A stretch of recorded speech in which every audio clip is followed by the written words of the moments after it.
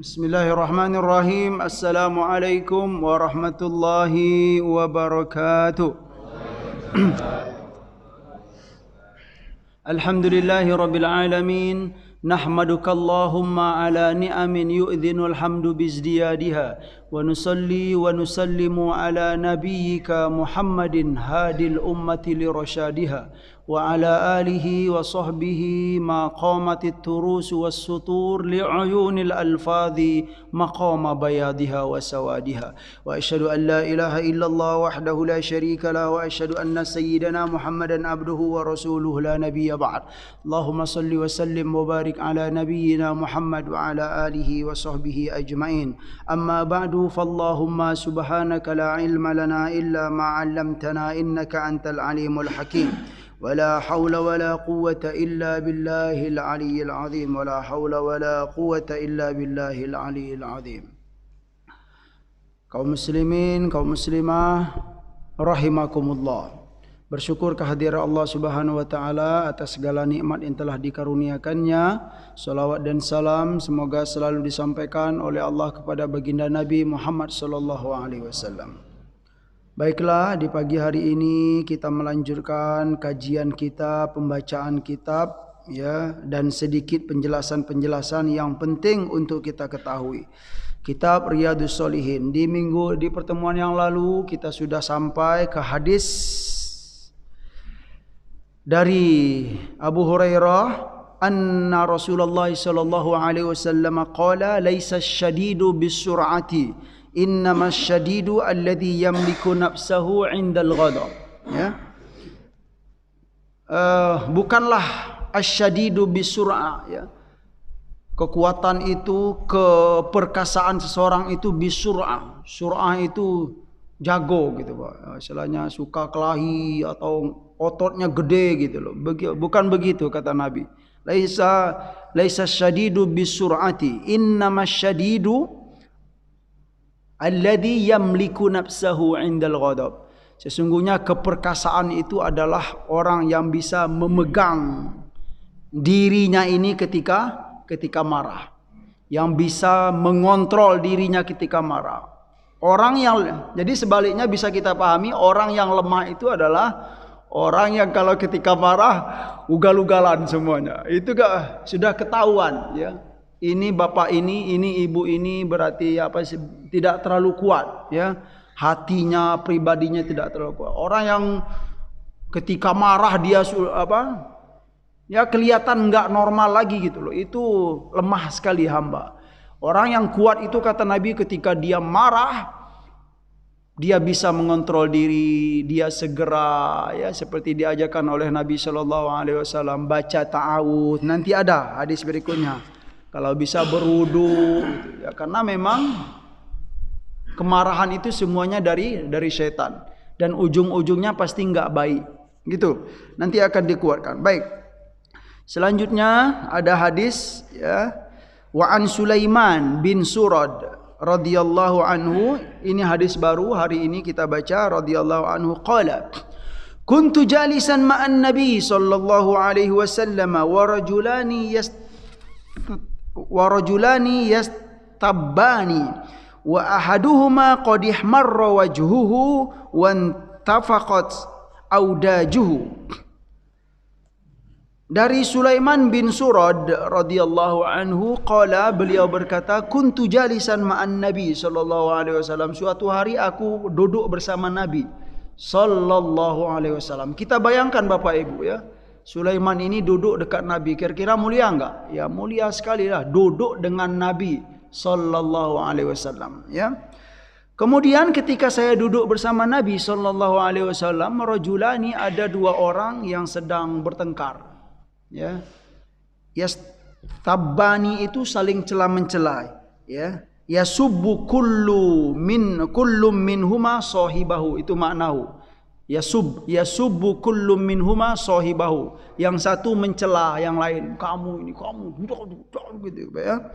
Wa ahaduhuma qad ihmarra wajhuhu. Salah satu di antara yang dua ini sudah merah wajahnya karena bertengkar. Wan tafaqat audajuhu. Intafaqat itu Ini loh, ini ya. Al-audaj itu ini Pak. Itu gambaran kemarahan sebenarnya, ya.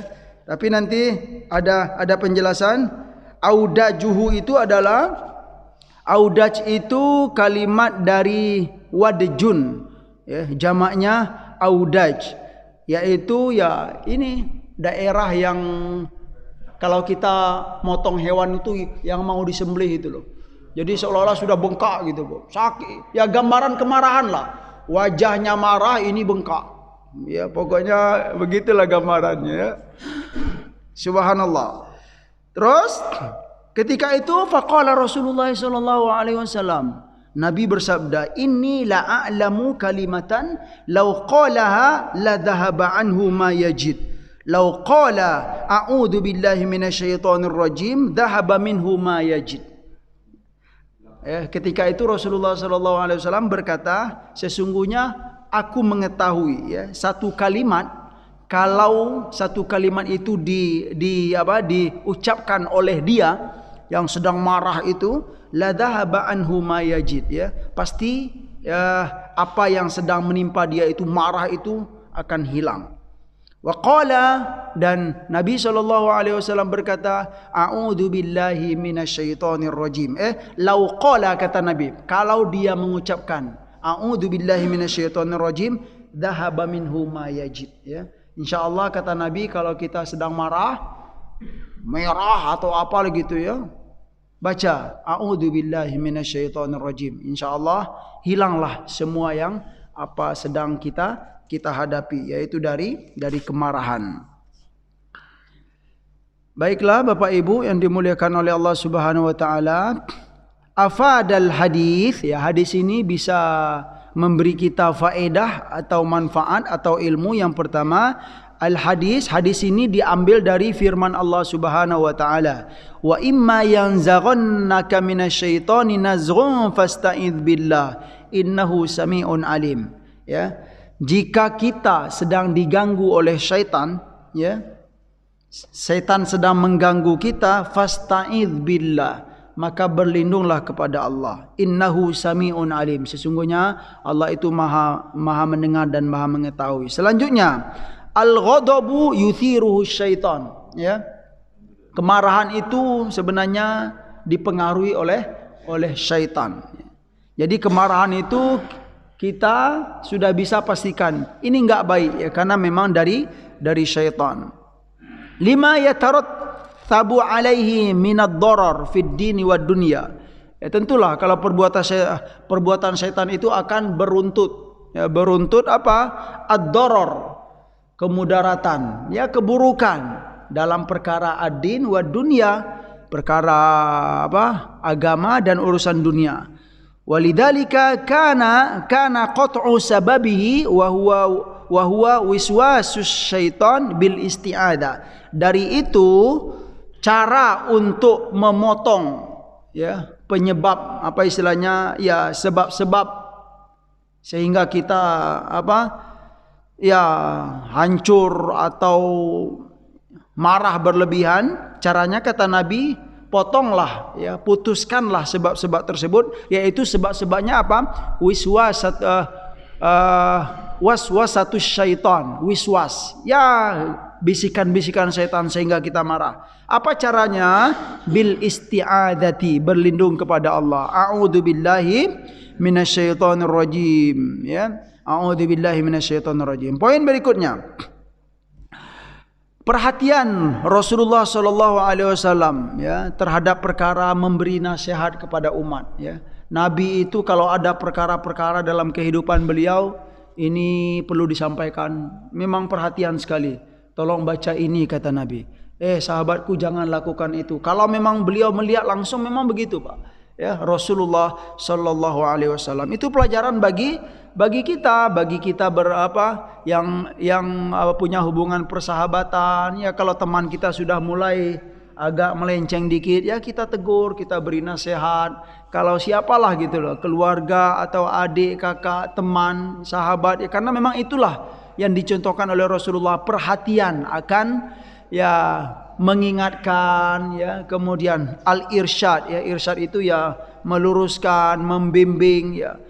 Ya, dan ini semuanya bukan berarti apa? Bukan berarti menggurui, tidak ya. Kalau memang layak untuk kita sampaikan, kemudian rasanya orang yang kita tegur atau orang yang kita nasihati itu dia mau menerima, ya kita harus semangat. Tapi kalau lain lagi ceritanya, kalau mungkin ya rasanya agak berat menerima, tentu kita cari cara-cara yang lain agar yang kita nasihati itu ya tidak terlalu terasa digurui. Nah, gitu dia.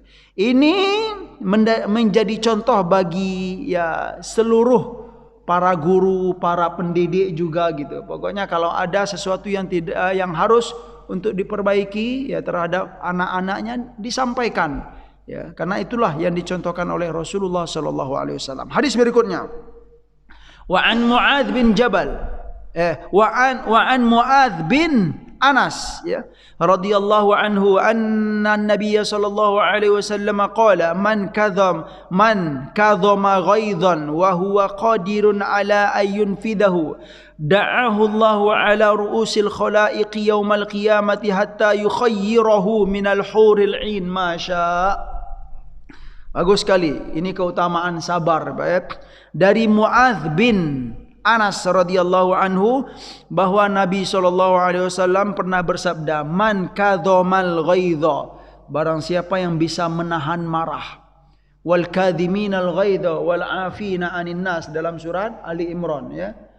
Kadhiminal ghaidha itu disampaikan oleh Nabi dalam hadis kadhama ghaidhan, barang siapa yang mampu menahan marah ya, wa huwa qadirun ala ayyun fidahu, dan dia mampu ya barang siapa yang bisa untuk menahan marah padahal dia dan dia juga mampu untuk menerapkan kemarahannya gitu, melampiaskan kemarahannya, sebenarnya dia mampu ya.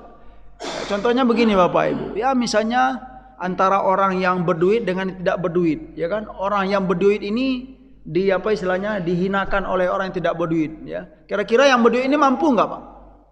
Oh, mampu sekali, saya habiskan kamu gitu misalnya gitu kan? Pokoknya, tetapi dia nggak mau melakukan itu. Itu dia nggak mau.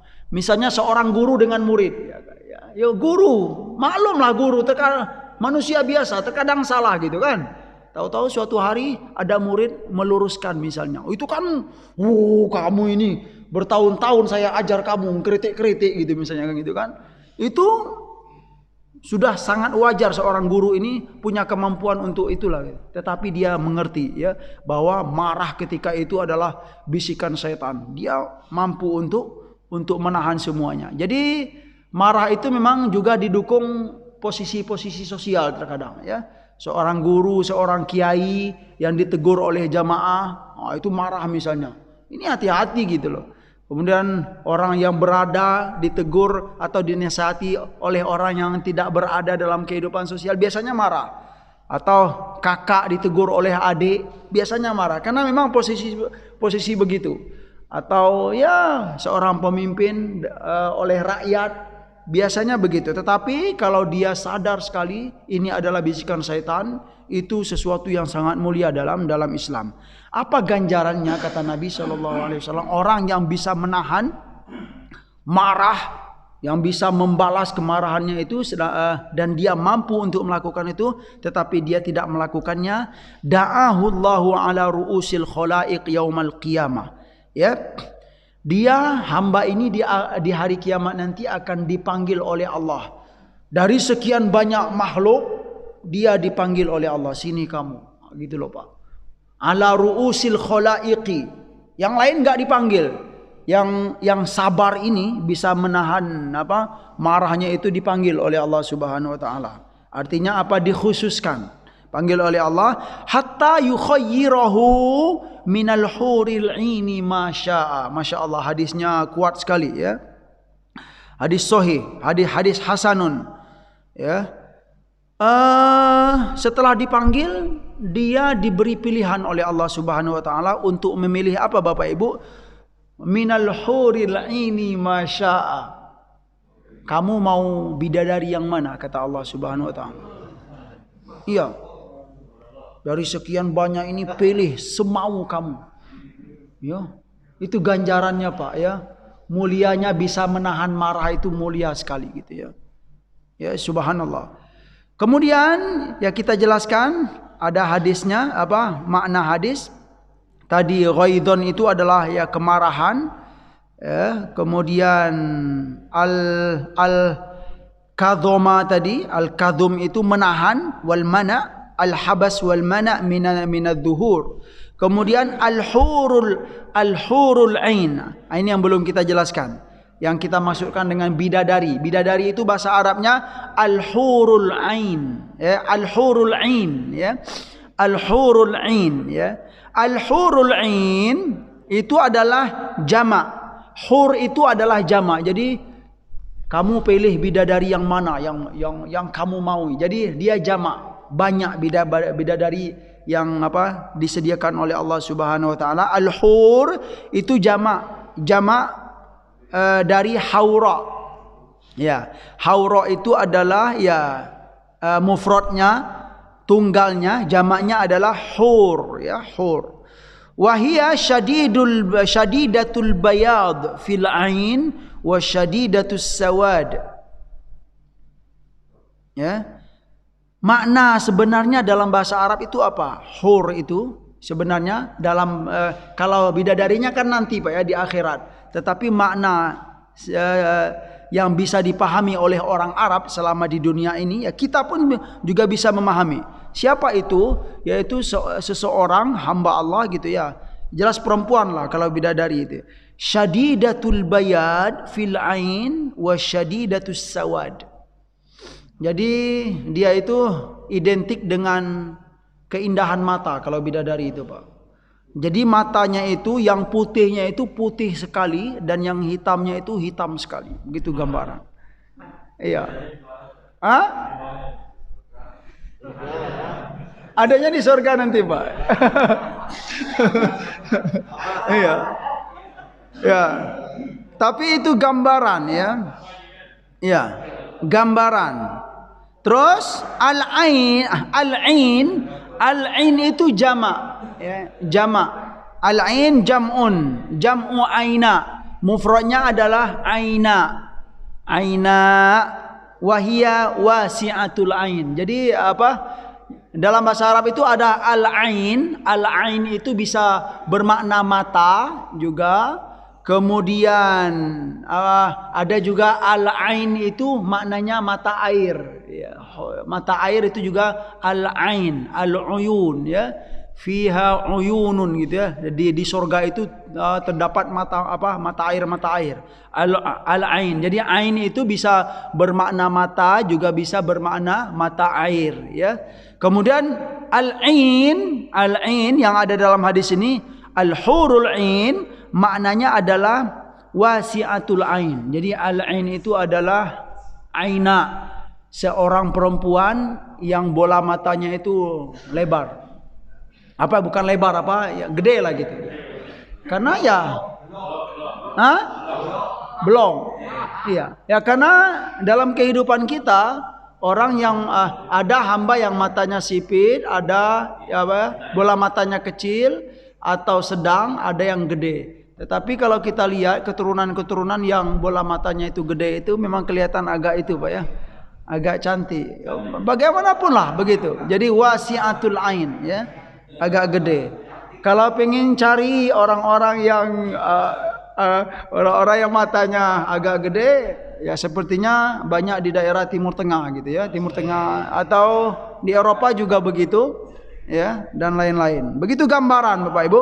Wal muradu dan maksud sebenarnya adalah al-hisan minan nisa. Ya.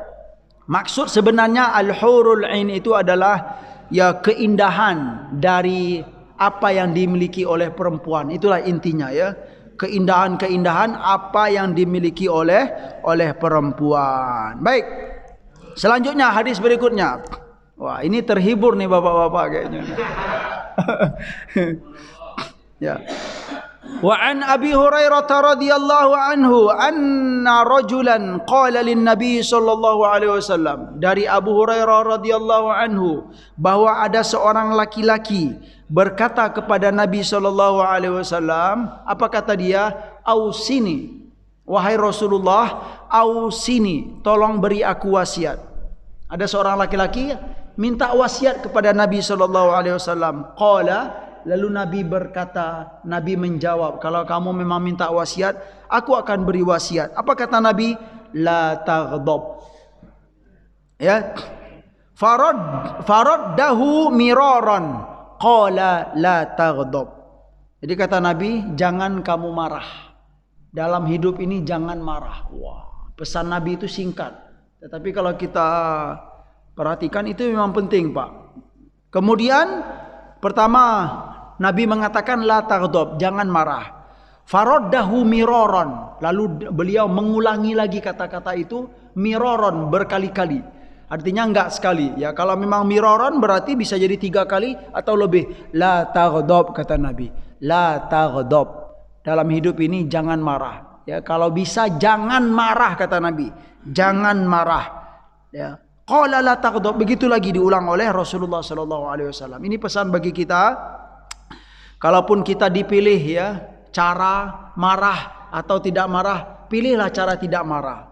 Nah, disuruh milih cara kasar atau cara lembut, pilihlah cara yang lembut.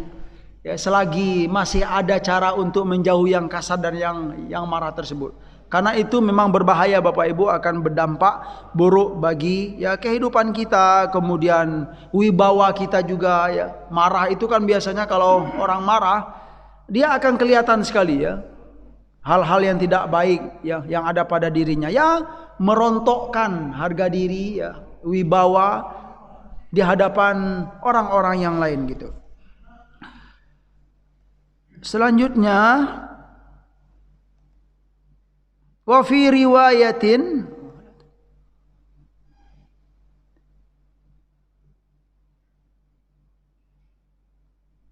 cukup itu.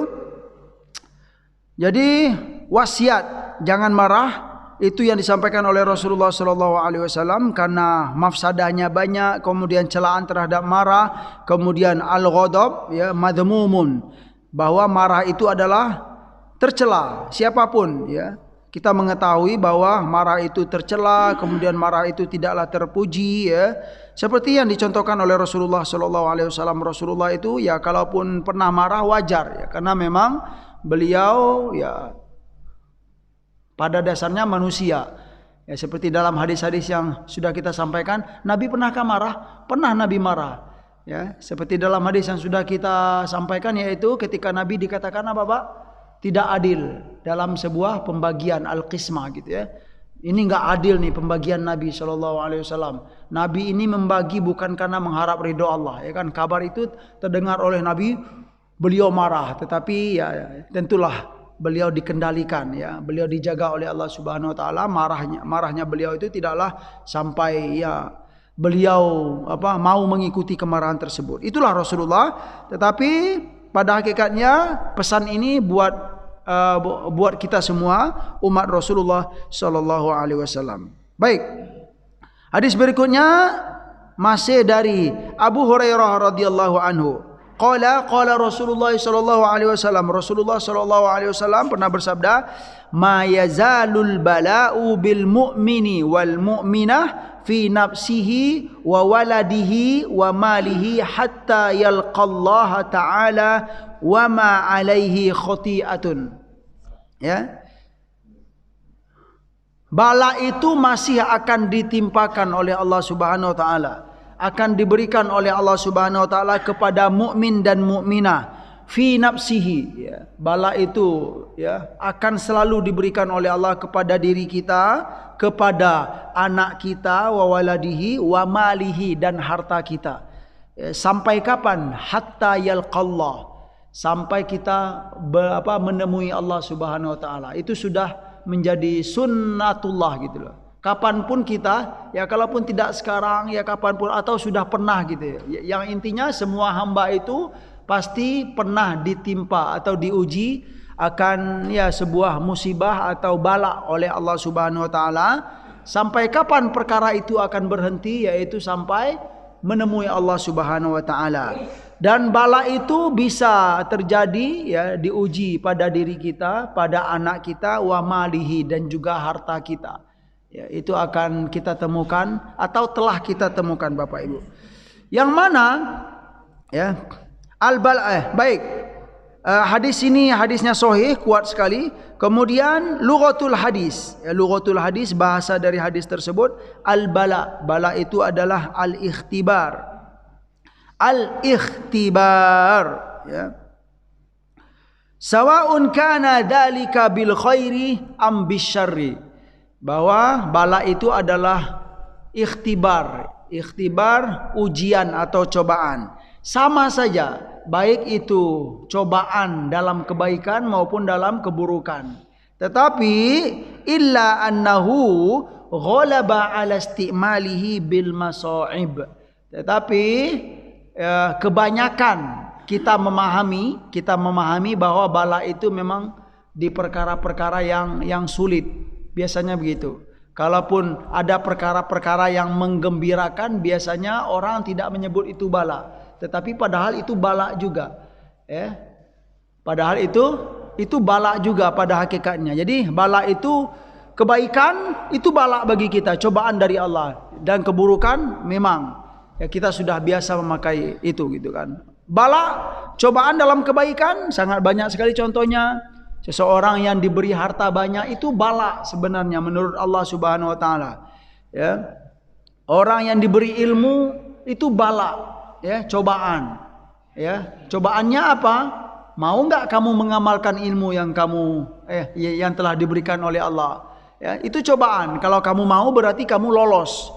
Kalau kamu tidak mengamalkan ilmu berarti kamu tidak lolos dalam cobaan ini. Jadi baik dan buruk itu semuanya cobaan, ya. Punya keturunan misalnya, itu kebaikan bagi kita. Al-khair, diberi oleh Allah keturunan, tetapi setelah diberi oleh Allah keturunan, kita dicoba, ya kan?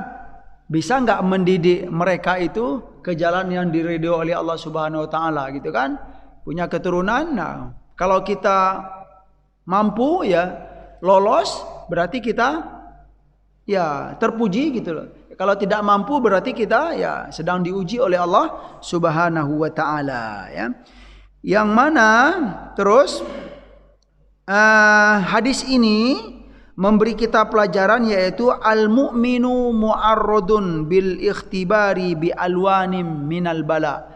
Ya, hadis ini mukmin itu selalu akan dihadapkan dengan ujian-ujian dalam hidup ini, bi alwanin minal bala, ya, dengan berbagai warna, ya.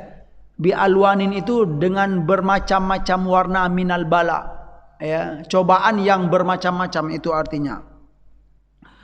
Selanjutnya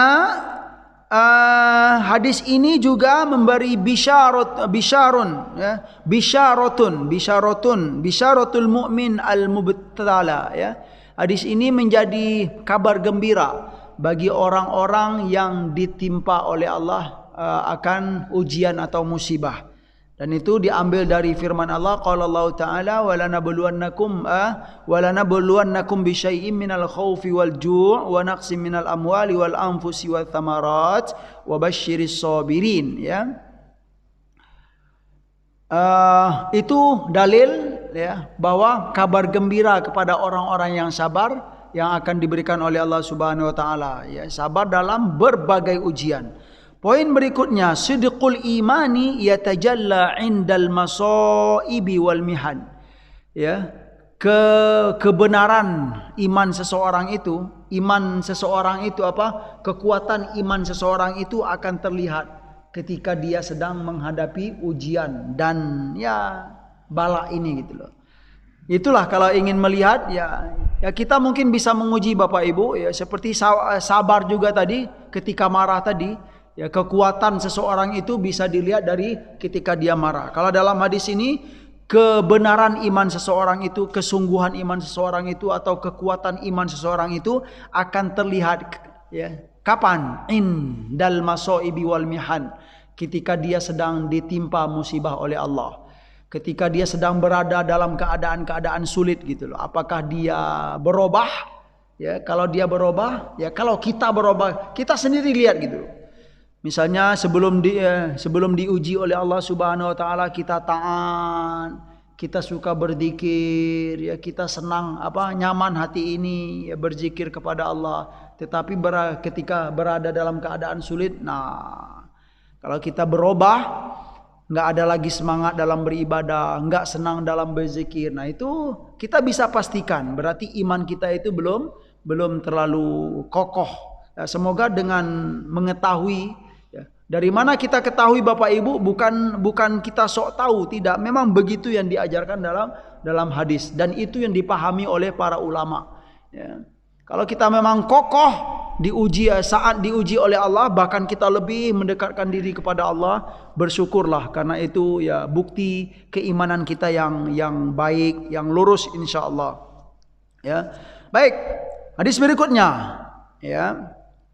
Ani bin Abbas radhiyallahu anhuma qala qadima Uyainatu ibnu Hisnin fanazala ala bani akhihi al-Hurr bin Qais wa kana minan nafari alladhina yudnihim Umar ya radhiyallahu anhu wa kana al-qurra ya ashab majlisi Umar wa musyawaratihi kuhulan kanu aw syubbana. Dari Ibnu Abbas radhiyallahu anhuma qala, suatu hari datang seorang yang bernama Uyainah bin Hisn ya. Fanazala ala bani akhihi, lalu dia menghampiri anak dari saudaranya Al-Hurr bin Qais ya. Wa kana al-Hurr bin Qais, sebentar. Ya, wa kana al-Hurr bin Qais, dan dia itu termasuk orang-orang yang dekat dengan Sayyidina Umar radhiyallahu anhu ya. Wa kana al-Qurra, dan dia juga termasuk orang yang membaca Al-Quran, yang pakar dalam membaca Al-Quran. Ashab majlisi Rasulullah sallallahu alaihi wasallam, dan dia majlis Umar radhiyallahu anhu, dan dia termasuk orang yang sering menghadiri majlis Umar. Wa musyawaratihi, dan juga dan orang yang suka hadir dalam musyawarah. Kuhulan kanu au syubbana, yang mana yang hadir tersebut, yang dekat tersebut adalah baik orang-orang yang tua maupun orang-orang yang muda. Faqala Uyainah libni akhihi, lalu Uyainah ini berkata kepada anak saudaranya yaitu Hurr bin Qais ya. Ya bena akhi, wahai anak saudaraku gitu kan. Laka wajhun inda hadzal amir ya. Kamu itu punya posisi, punya wibawa ya. Kamu itu dipandang oleh siapa? Al-Amir, oleh Umar bin Khattab. Fasta'dzin li alaihi. Tolong minta izinkan ya, izinkan aku untuknya gitu ya. Lalu fasta'dzana fa'adzina lahu Umar. Lalu dia minta izin kepada Umar, lalu Umar pun mengizinkan dia. Falamma dakhala, siapa yang dan ketika dia masuk mendekati Sayyidina Umar, siapa yang masuk ini adalah Uyainah bin Hisn ini. Dia berkata ya, falamma dakhala qala, dia berkata kepada Sayyidina Umar, hi ya benal Khattab ya. Hi ya benal Khattab itu kalimat apa istilahnya, tahdid, mengancam ya, ya kayak di kitanya he gitu loh. Bahasa he. Dalam hadis di bahasa Arab ada kalimat agak kasar dikit. Hi ya benal Khattab gitu ya. He ibnul Khattab gitu ya. Dalam riwayat lain dikatakan bukan hi saja tetapi hi. Ya kalimatnya pakai hi ya. Dalam riwayat lain dikatakan Nah, jadi ada kata hi, ada kata hi, dan ada kata ibnul Khattab. Jadi dia ngomong kepada Sayyidina Umar begitu. Begitu ya. Apa kata dia? Fawallahi ma tu'tinal jazal wala tahkum fina bil adl. Ya. Dia berkata kepada Sayyidina Umar, kamu itu tidaklah memberi kami al-jazal. Al-jazal itu al-ato al-kathir ya maknanya. Kamu itu tidaklah memberi kami ya pemberian yang banyak. Ya mungkin terhadap sesuatu yang mereka lakukan untuk Islam gitu loh. Intinya mereka itu merasa diberi sesuatu pemberian yang sedikit. Ya, Uyainah ini berkata, "Wala tahkum fina bil adl." Dia berkata di depan Sayyidina Umar, kamu itu tidak menghukumi kami dengan keadilan. Ya, Sayyidina Umar dikatakan begitu. Faghadiba Umar. Lalu Sayyidina Umar marah. Nah, kira-kira ini mirip apa ya dengan apa yang dihadapi oleh Rasulullah ketika Nabi pernah dikatakan enggak adil, Sayyidina Umar pun juga dikatakan enggak adil. Kira-kira mana posisi yang lebih kuat, Pak? Tentu Nabi SAW. Jadi kalau kita pernah bertanya, kok bisa ya orang ngomong Sayyidina Umar enggak adil? Dalam Islam Sayyidina Umar itu terkenal dengan apa, Pak? Dengan keadilan, ya. Dengan keadilan dan penegakan hukum Allah itulah Sayyidina Umar ini ditakuti oleh syaitan. Ada riwayat hadisnya sahih sekali dalam Sahih Bukhari gitu ya. Jadi syaitan itu karena segannya, takutnya dengan wibawa Sayyidina Umar ini, kalau ada suatu jalan yang akan ditempuh oleh Sayyidina Umar, jalannya saja Pak, bukan bertemu dengan Sayyidina Umar gitu. Misalnya Sayyidina Umar mau pergi ke Masjid Al-Kausar, jalan ke Masjid Al-Kausar. Jalan yang akan ditempuh oleh Sayyidina Umar itu syaitan enggak berani. Saya milih jalan lain saja katanya. Begitu ya. Saya paham sekali hadis itu gitu kan. Cuman agak lupa lapasnya gitu.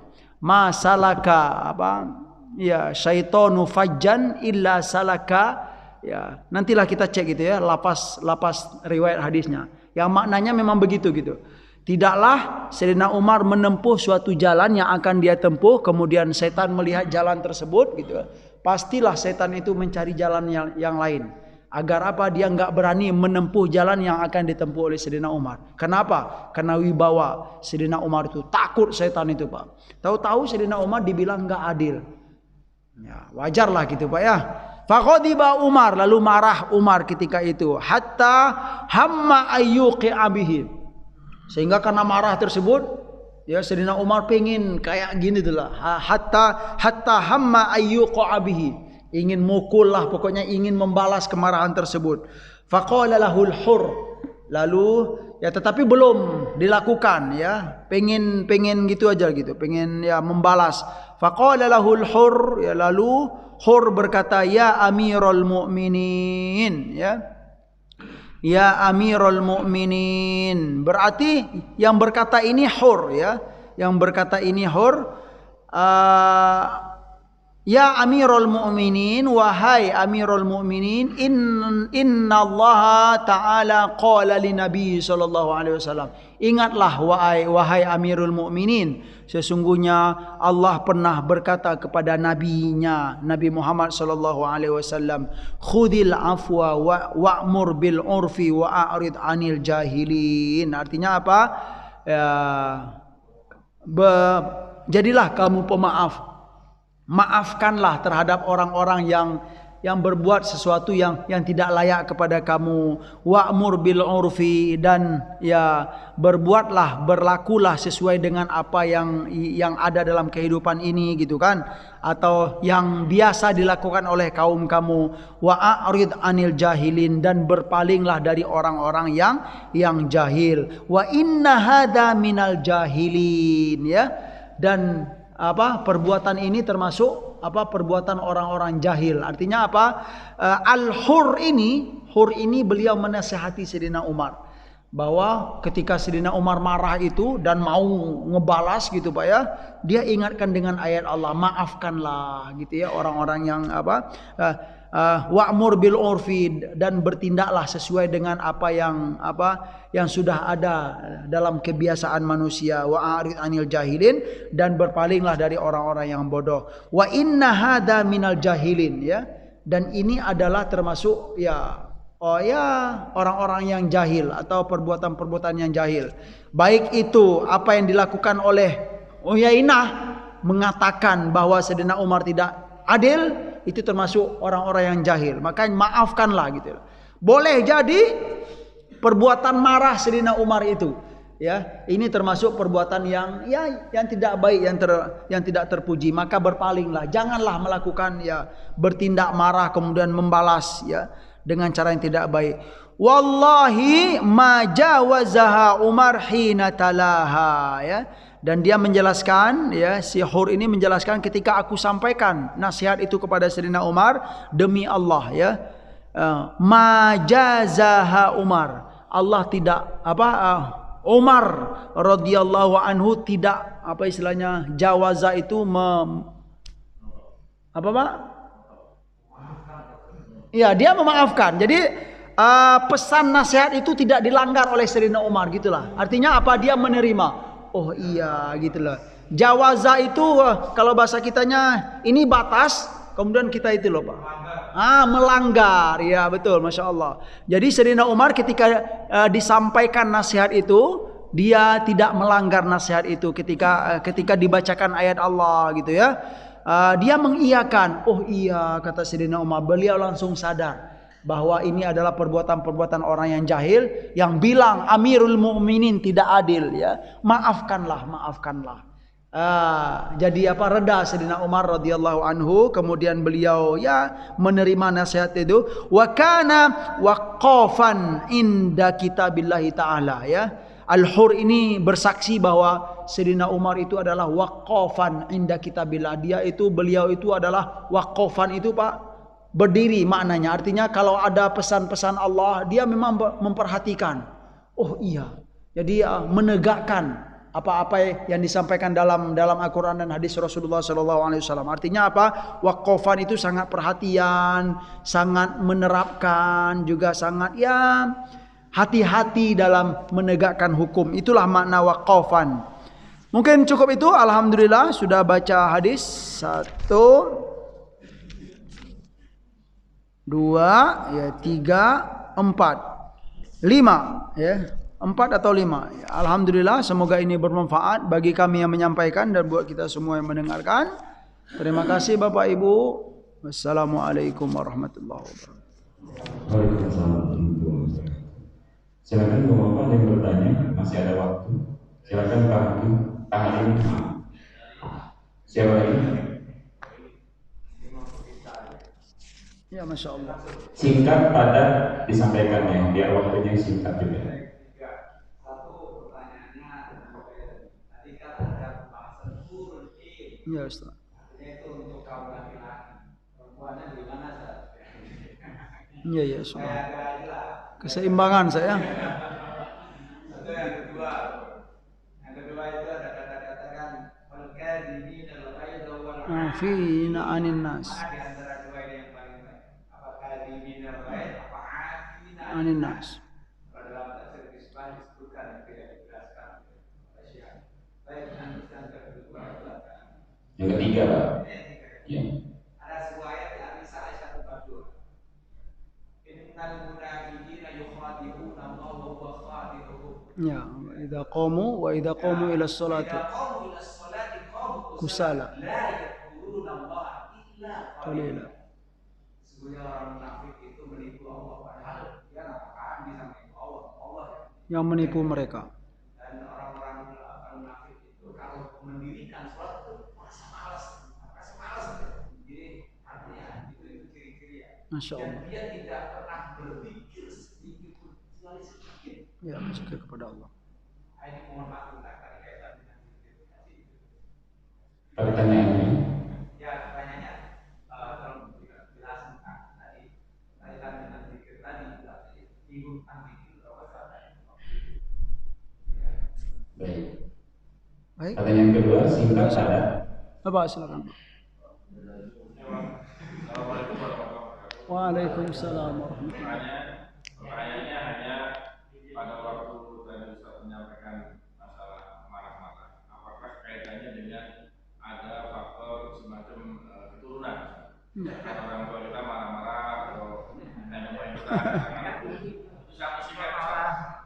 Yang kedua tadi Ustaz sampaikan bahwa Nabi pun waktu itu pernah marah. Apakah itu dimulai dari Rasulullah atau juga. Iya, subhanallah. Yang ketiga sikat juga Ustaz. Kalau kita menahan marah-marah, apakah nanti di yaumul akhir dapat bidadari banyak Ustaz? Iya. Baik, masya Allah, terima kasih. Dua pertanyaan ya dari dua orang. Ada lagi dari Bapak. Ada satu lagi dari Pak Haji Diki. 3 orang aja yang dibatasinya. Waalaikumsalam.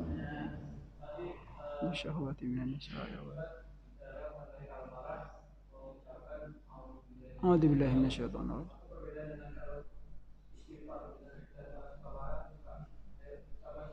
Istighfar, ya, masya Allah.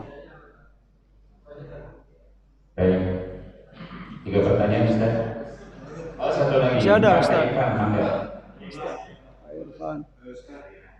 Kalau marah kita secara tatap muka kita bisa lihat raut wajah. Iya. Kita bisa lihat body language-nya. Kita lihat bahasa dan doa. Dalam suasana media sosial sekarang ini, bagaimana kalau dia hanya dengan kata-kata di WA gitu, tetapi dalam hatinya dia marah. Ketika diberikan peringatan dia menegur dengan bahasanya kelihatan halus, tapi dalam hatinya itu marah. Apakah itu termasuk dalam kata menahan marah? Saya coba. Baik, masya Allah. Baik, masya Allah. Oke, ada pertanyaan Ustaz. Yang pertama, ya pertanyaan tentang al-hurul ain. Ya, kita banyak menemukan dalam Al-Quran gitu ya tentang bahwa kalau orang-orang yang soleh, hamba-hamba yang soleh itu mereka akan mendapatkan hurul ain gitu ya, bidadari. Ya, pertanyaannya bagaimana dengan para yang muslimah atau hamba-hamba yang soleh gitu? Apakah mereka mendapatkan bidadara juga gitu kan? Kalau secara sederhana kita pahami ya, tentulah Allah itu maha pemurah gitu ya. Allah itu maha adil, maha berkehendak dengan cara yang ia inginkan, ya kan? Tentulah kalau ya sebenarnya Bapak Ibu, bidadari dan itu sebenarnya gambaran tentang kenikmatan, itu intinya kalau saya memahami. Gambaran tentang kenikmatan-kenikmatan yang ada di dalam surga itu. Di antaranya adalah bidadari gitu loh. Kemudian kenapa istilah yang sering terpakai itu bahwa bidadari gitu loh, gitu, bukan bidadara gitu kan istilahnya. Karena memang ya sudah menjadi sunatullah gitu loh ya. Para perempuan itu ya apa istilahnya jadi perhiasan. Mana ada bapak-bapak jadi perhiasan kalau kita lihat gitu. Ini sebagai itu saja sebenarnya seperti dalam surah seganteng apapun bapak-bapak pasti nggak dianggap perhiasan karena dia punya otot gitu Pak ya. Tapi kalau perempuan itu memang identik menjadi keindahan gitu ya. Ya perhiasan seperti dalam surat Ali Imran, zuyyina linnasi hubbus syahawati minan nisa, ya dihiasi bagi manusia itu zuyyina linnasi hubbus syahawat. Manusia itu sudah diberikan oleh Allah hubbus syahawat. Hubbun itu rasa cinta, syahawati minan nisa. Ini juga ya. Jadi kita itu manusia itu punya keinginan atau gairah kepada manusia, ya kepada perempuan. Nah, pertanyaannya bagaimana dengan perempuan, punya syahwat enggak kepada laki-laki misalnya kan? Ya punya tapi enggak disebut gitu loh. Karena memang wanita itu memang menjadi keindahan, jadi istilahnya kayak jadi objek keindahan gitu. Bukan berarti mereka tidak diberi oleh Allah Subhanahu wa taala hubbus syahwat, sungguh tidak gitu loh. Begitu juga dengan kenikmatan di surga gitu loh. Para laki-laki mendapatkan bidadari gitu kan. Enggak mungkinlah para bidadari itu tidak diberi oleh Allah kenikmatan yang menarik pula gitu. Cuman kita kan enggak pikir gitu bagaimana bentuk bidadaranya gitu kan. Enggak ada gitu ya. Ya kalaupun ada itu mungkin ada dalam penjelasan tafsir yang sangat detail gitu. Tetapi itu menurut kami ya tidak terlalu perlu kita kaji gitu. Kita pahami saja. Pastilah semua ini akan Allah akan memberi semuanya ya.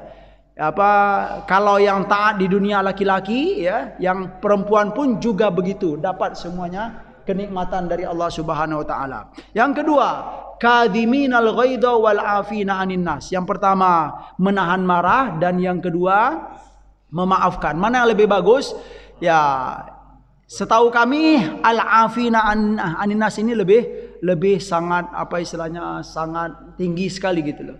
Bisa menahan ya bagus, tetapi kan terkadang menahan itu menahan saja, Pak. Belum terlalu belum terbiasa juga untuk memaafkan. Nahan saja gini. Tapi sejam 2 jam kemudian ngomong lagi dia. Nahan lagi gitu kan. Tapi kalau orang yang afina 'anin nas itu mulia sekali. Ya, dia dihina oleh orang gitu kan. Langsung saja ya maafkan. Oh subhanallah. Dia nggak mikir apa-apa. Dia nggak mikir siapa saya gitu loh, Pak. Saya ini orang terpandang, nggak mikir ke sana, langsung dia maafkan. Itu sih. Ya kalaupun ada pendapat lain ya boleh-boleh saja Ustaz. Tapi yang jelas wal kadhiminal ghaidha wal afina 'anin nas, semuanya adalah hamba-hamba yang mulia dalam pandangan Allah, itu dia. Orang yang mampu menahan marah dia mulia ya, karena dia sudah punya prestasi dalam pandangan Allah seperti dalam hadis. Dan orang yang bisa memaafkan itu juga orang-orang yang mulia. Itu. Yang ketiga apa Ustaz? Tentang zikir.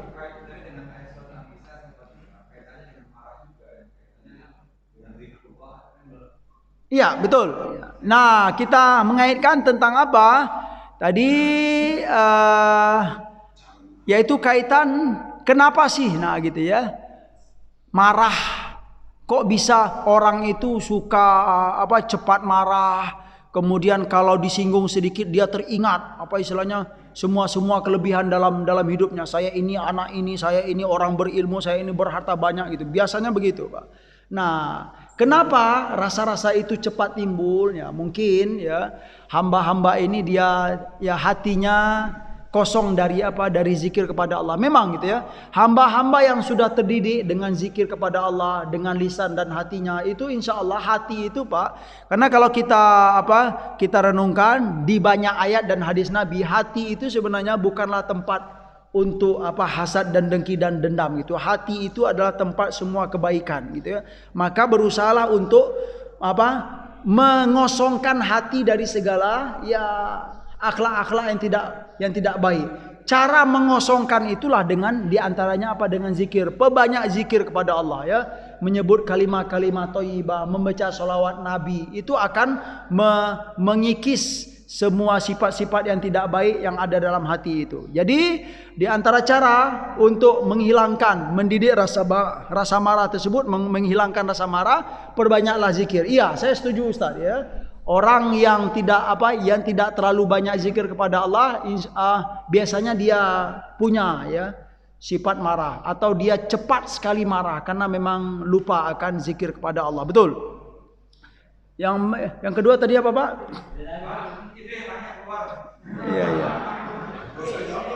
Iya. Langsung aja yang ketiga, Pak.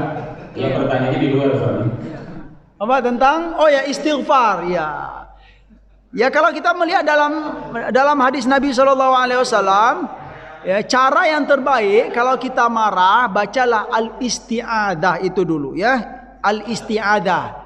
Kalau setelah itu mau istighfar kepada Allah boleh-boleh saja, Pak. Ya, tapi kata Nabi bacalah ya, a'udzubillahi minasyaitonirrajim. Nah, setelah itu barulah astagfirullah, saya telah berbuat yang tidak diridhoi oleh Allah gitu kan.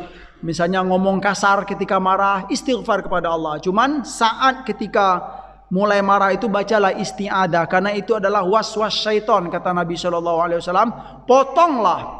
Putuskanlah waswas syaitan itu dengan isti'adah. Aku berlindung kepada Allah, aku minta benteng ya, kepada Allah dari waswas syaitan. Itu, Pak. Ustaz tadi apa, Ustaz? Ini masuk lagi, Ustaz.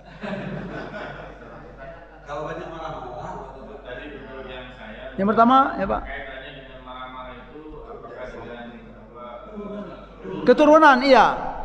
Ya, kalau kita pahami secara jasmani juga bisa terpengaruh gitu ya. Tetapi ya keturunan itu pun istilahnya, karena tabiat dari keturunan pun itu biasanya bisa dihilangkan, Pak.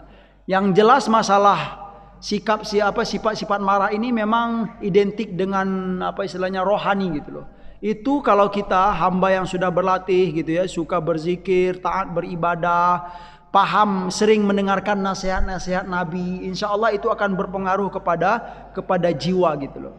Atau lingkungan juga ya, itu berpengaruh. Kalau kita berada di lingkungan yang mulia ya, yang ramah-ramah, itu akan berpengaruh. Sebaliknya juga kita harus mengakui kalau orang yang hidup di lingkungan yang kasar-kasar, setidaknya dia akan terpengaruh juga dengan kehidupan yang kasar tersebut. Yang jelas intinya adalah berusahalah. Nah itu dia. Bagaimanapun ya, setiap manusia itu punya rasa marah, itu dulu ya. Kita kembalikan, jangankan kita orang biasa ini, Nabi pun pernah marah, Sayyidina Umar pun pernah marah, orang-orang yang mulia begitu. Bagaimana dengan kita? Yang terpenting berusaha untuk menghilangkan rasa marah, sifat-sifat marah itu, karena memang itu tidak baik. Nah itu. Terus bagaimana Pak dengan bidadari? Jelas ya, bisa kita simpulkan Nabi kita pernah marah, pastilah nabi-nabi sebelumnya pernah marah ya. Nabi Musa, Nabi Musa itu terkenal sekali Pak, nabi yang paling kuat gitu ya.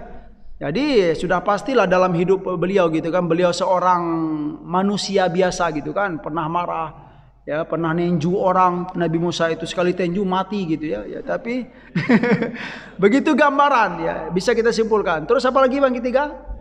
Bidadari. Kita selalu bersabar, nanti bidadarinya banyak.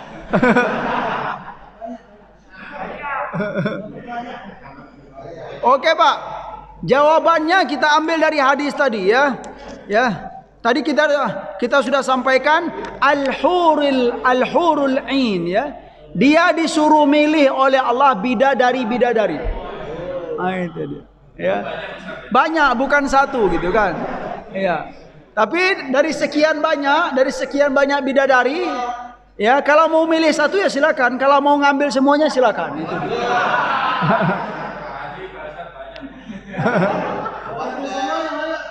Oke, masya Allah. Oke, terima kasih. Ada Ustaz? Ustaz apa tadi? Saya lupa. Marahnya itu secara Tulisan tidak. bisa kita lihat. Iya. Ketika kita melakukan sesuatu peringatan atau memberikan sesuatu hal yang tidak menurut dia suka, dia jawabannya baik tapi hatinya tetap marah. Apakah itu termasuk marah? Termasuk marah gitu. Marah itu memang zohir dan batin Pak. Ya. Kalau saya melihat zohir dan batin, baik perubahan wajah, apalagi dalam hati. Bahkan perkara batin itu lebih inti gitu loh. Lebih baik kita marah di luar. Nah ini dia, ini penting juga. Sampaikan semuanya gitu Pak ya. Daripada hati kita marahnya di luar tetapi di hati enggak, itu bagus. Daripada di luar diam-diam begini gitu tapi hatinya memberontak, itu kurang bagus Pak. Nah, mungkin inilah yang bisa kita pahami juga dalam praktek sosial kehidupan gitu kan. Ada kabilah-kabilah, suku-suku gitu kan. Betul Ustaz, ya atau suku seperti ya jujur saja gitu ya, kalau kita di Indonesia ini gitu kan, ya seperti di Sumatera gitu ya, suku-suku yang ada di Sumatera gitu, ada orang yang ngomongnya gitu keras-keras gitu kayak marah gitu, tapi hatinya jangan dikira gitu, jangan suka membela, suka membantu begitu. Kalau untuk di Timur Tengah Bapak Ibu ya, bangsa-bangsa yang terkenal dengan keras-keras itu Mesir, saya tahu sekali gitu kan. Orang Mesir itu dia memang masya Allah punya kelebihan. Kalau marah itu disampaikan semuanya Pak. Gitu dia. Iya. Tetapi dia nggak pernah, ya jarang sekali untuk mukul gitu. Yang keras-keras itu nggak. Pokoknya dilampiaskan ke perkataan. Nah setelah itu sallu ala nabi. Udah. Setelah marah itu dia bersolawat kepada Nabi sallallahu alaihi wasallam. Nggak ada lagi dendam-dendam. Itu yang lebih bagus ya. Daripada kita diam-diam tapi berurut-urut 7 keturunan gitu kan. Itu bahaya. Ya, bahaya, nauzubillah. Mungkin itu Ustaz. Barakallah. Sekian Bapak. Terima kasih. Kirain kalau dalam hati, bidadarinya dalam hati. Baik Bapak Ibu semuanya, alhamdulillah kita telah sampai di ujung acara. Mari kita sama-sama duduk dengan doa kafaratul masjid. Subhanakallahumma wa bihamdik, asyhadu an la ilaha illa anta, astaghfiruka wa atubu ilaik.